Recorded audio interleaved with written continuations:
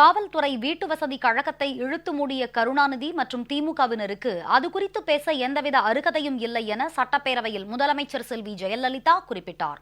கருணாநிதியால் மூடப்பட்ட காவல்துறை வீட்டு வசதி கழகத்தை தமது ஆட்சியில் மீண்டும் கொண்டு வந்ததாக முதலமைச்சர் தக்க ஆதாரங்களுடன் விளக்கமளித்தார். தமிழக சட்டப்பேரவையில் இன்று குறுக்கிட்டு பேசிய முதலமைச்சர் செல்வி ஜெயலலிதா காவல்துறை வீட்டு வசதி கழகம் குறித்து திமுகவினருக்கு பதிலடி கொடுத்து விளக்கமளித்தார்.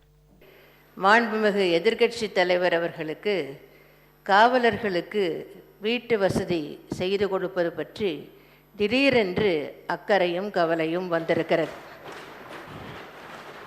காவலர்களுக்கு காவல்துறையினருக்கு வீட்டு வசதி செய்து கொடுப்பது குறித்து யார் வேண்டுமானாலும் கேள்வி கேட்கலாம். ஆனால் திமுகவினர் கேட்கக்கூடாது. அதை கேட்பதற்கான அருகதை திமுகவினருக்கு இல்லை.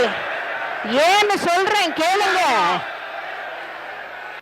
காவல்துறையினருக்கு வீடுகள் கட்டி கொடுப்பதற்காகவென்று இதய தெய்வம் புரட்சி தலைவர் எம்ஜிஆர் அவர்கள் 1980ஆம் ஆண்டு காவல்துறை வீட்டு வசதி கழகம் என்ற ஒரு அமைப்பினை ஏற்படுத்தினார்.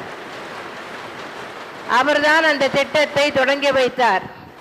அதன் பின்னர் 1989ஆம் ஆண்டு திரு கருணாநிதி அவர்கள் ஆட்சி பொறுப்பை ஏற்றபோது முதல் வேலையாக அந்த காவல்துறை வீட்டு வசதி கழகத்தை கலைத்து இழுத்து மூடினார்.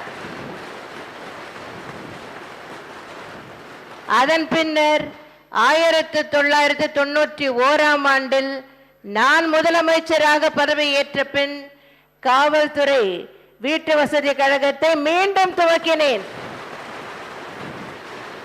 அதன் பின்னர் ஆயிரக்கணக்கில் காவல்துறையினருக்கு வீடுகளை கட்டி கொடுத்திருக்கிறோம்.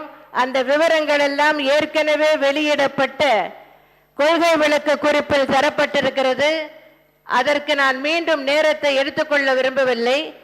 ஆனால் காவல்துறையினருக்காகவே பிரத்யேகமாக தொடங்கப்பட்ட காவல்துறை வீட்டு வசதி கழகத்தை கலைத்து இழுத்து மூடிய திமுகவினர் இதை பற்றி கேள்வி கேட்க அருகதை இல்லை என்று அதனால் தான் சொல்லுகிறேன்.